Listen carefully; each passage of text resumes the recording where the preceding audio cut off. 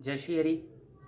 बंधुओं, धर्म के विषय में चर्चा चल रही थी। अगला विषय प्रारंभ करते हैं। ब्राह्मण धर्म के विषय में चर्चा थी। ब्राह्मण के वर्ण का क्या धर्म है, ब्राह्मण वर्ण का।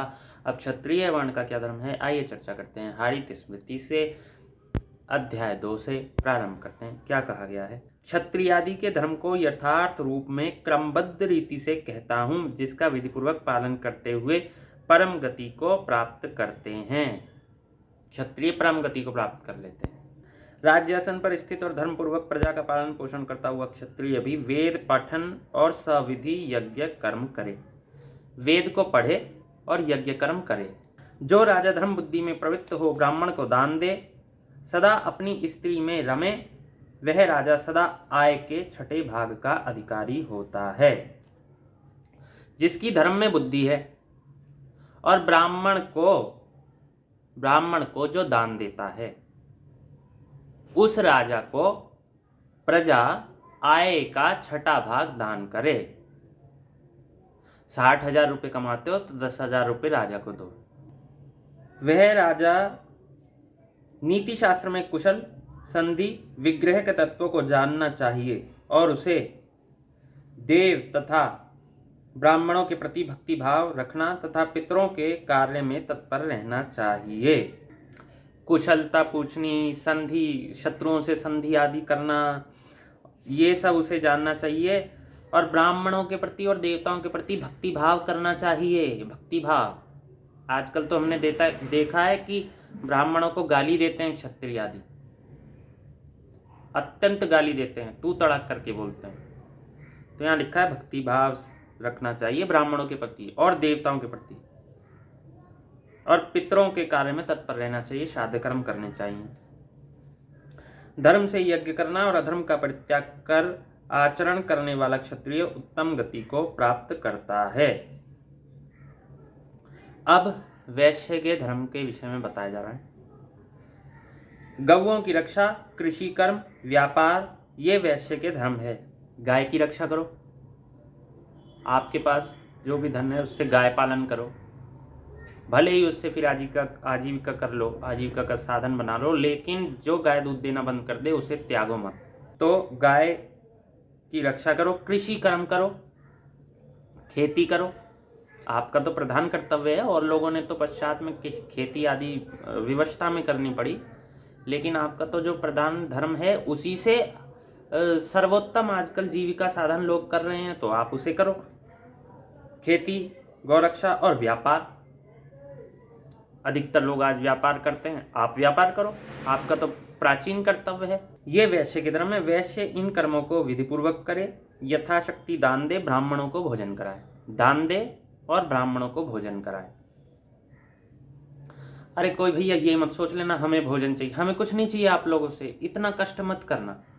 आप लोग, उनको नहीं कह रहा हूँ जिनकी श्रद्धा है ब्राह्मणों में, उनको कह रहा हूँ जो नीचे अब शब्द आके कहते हैं और गाली आदि देते हैं। आप अपना क्यों अपना को इतना कष्ट दे रहे हो गाली आदि देकर? क्योंकि आप बाद में भी गति अच्छी नहीं होगी अब शब्द आदि से।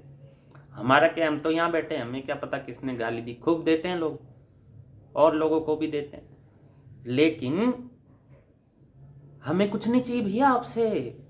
हमें ना पैसा चाहिए, ना धन, ना ये सम्मान, ऐसा कुछ चाहिए हमें, क्योंकि हम आपसे दूर हैं। आप अपना करो जो करना है आपको, लेकिन यदि आप अपना कल्याण चाहते हो तो ब्राह्मणों को भोजन कराओ, ब्राह्मणों को दान दो, ब्राह्मणों को सम्मान करो ब्राह्मणों का।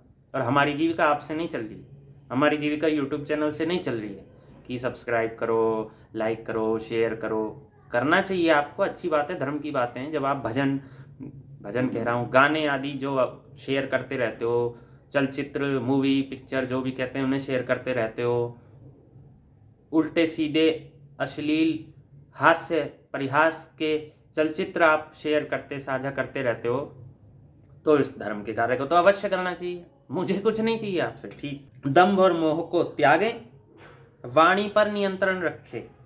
दंभ, अहंकार, ऐसा कोई घमंड ना हो जाए कि मेरे पास पैसा है, ये तो सभी के लिए है, लेकिन विशेष रूप से वैश्य को, क्योंकि वो व्यापार करता है।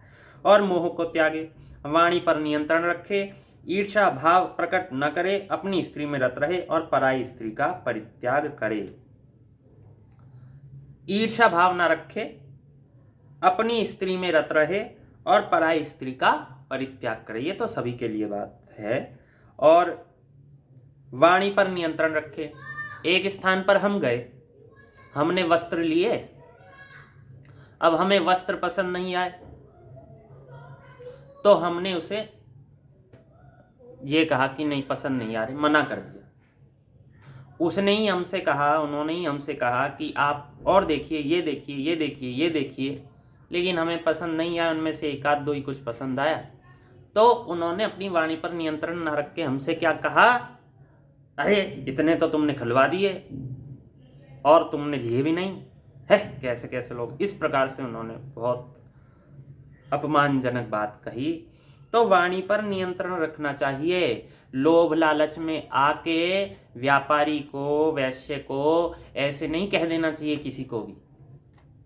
आइए, वैश्य के लिए उचित है कि वह धन से ब्राह्मणों को प्रसन्न करे, यज्ञ करते समय ऋत्विजों को तृप्तिकारक भोजन कराए, आमृत्यु धर्म के कारण में प्रभुत्व का व्यवहार न करे।